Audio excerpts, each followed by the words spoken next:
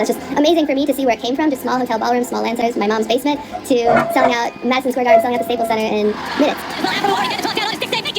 Team Dignitas! There is no surprise anymore, and the numbers make sense and they're big. So whenever I hear a stat, I just kind of like nod, give it a wink and chuckle, because it's just going to get bigger. Like, we've just barely scratched the surface.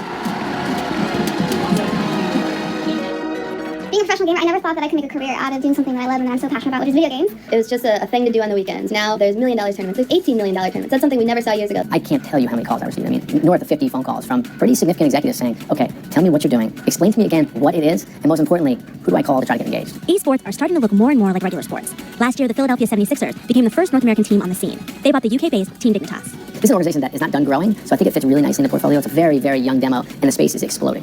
Dignitas is really 5 teams that compete globally. One of their standouts are the women playing Counter-Strike Global Offensive. These women have made a name for themselves as one of the top teams in the world, and that's overall, not just among female teams. We're putting in the same amount of effort that the best male teams put in the world. I think in the beginning, just female gamers were kind of scared to come out and say, hey, I like to play this game too, because there was a lot of males that are playing, but I try to inspire other gamer girls who want to do what we do. My team, at least, we don't view ourselves as female gamers, we view ourselves as just gamers. We're studying tape, we're doing individual practice, and now that we have the backing of the Sixers, we're treated just like the NBA athletes, so we had access to nutritionists, sports psychologists, team doctors, all of this that's helping support us as athletes. But Dignitas might not have that edge for long. Owners of other major sports franchises are investing in esports and creating teams of their own. We want pros to be able to have long, successful careers, and we felt that bringing some stability would allow that to happen. We want teams and sponsors to be able to invest for the long term. If they want to build a practice facility or invest in infrastructure, knowing that they can do that with an investment horizon that will allow them to get a payback on that investment is important, and we think all of those things will help to make North America more competitive, because if you look at the best leagues in the world, they're investing for the long term. They've got the infrastructure, they've got the additional coaches and nutritionists and facilities to really make a run at it. Esports revenue is growing. Last year, revenues reached $493 million, and is projected to reach $1.5 billion by 2020.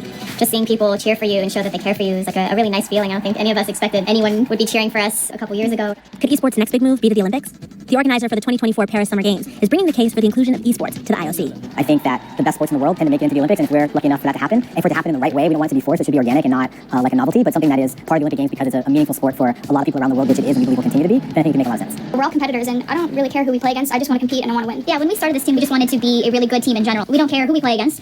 We don't care what tournaments we participate in. We just want to do whatever it takes. With viewers, sponsorships, and prize pools now outpacing even some traditional sports, video games are suddenly a more viable career path than ever. At schools like Maryville University and Columbia College in Missouri, there's a hope in the back of players' minds that their talent might get them noticed. My biggest passion in life is competitive League of Legends. I never expected to be like a professional gamer. You never thought about that growing up?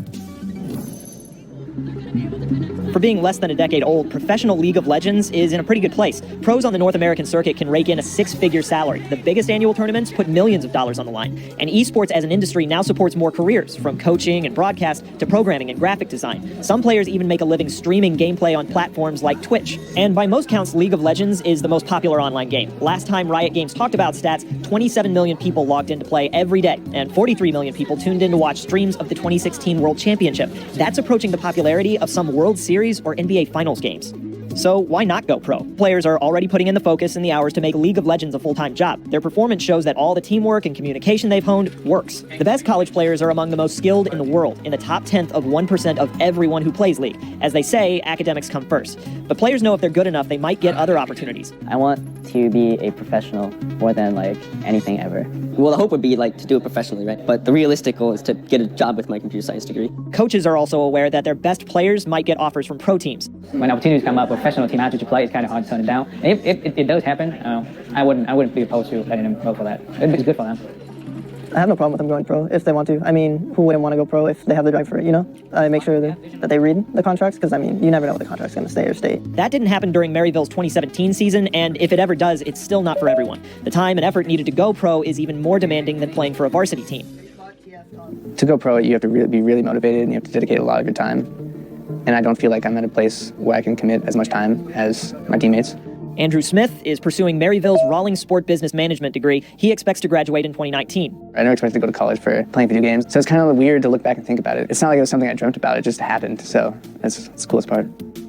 It was always sort of like a pipe dream of mine, I guess, to eventually make it pro. If I can't make it as a pro player, I would love to work for an organization or even Riot Games as part of their broadcast team. Since the 2017 season, Connor Doyle has moved to Lourdes University in Ohio to finish a degree in business administration and captain the school's League of Legends team. He's also interning as a coach for Wind and Rain, a league team on the European pro circuit. But he remembers where he started, with a team he helped build when he signed on at Columbia College. That process definitely taught me a lot about myself, taught me how to be a better leader. This was when I was at Colby College my sophomore year. I had to make a decision whether or not I actually wanted to try it and make it pro and follow my dream. It still feels a little crazy looking back, but I think I made the right decision.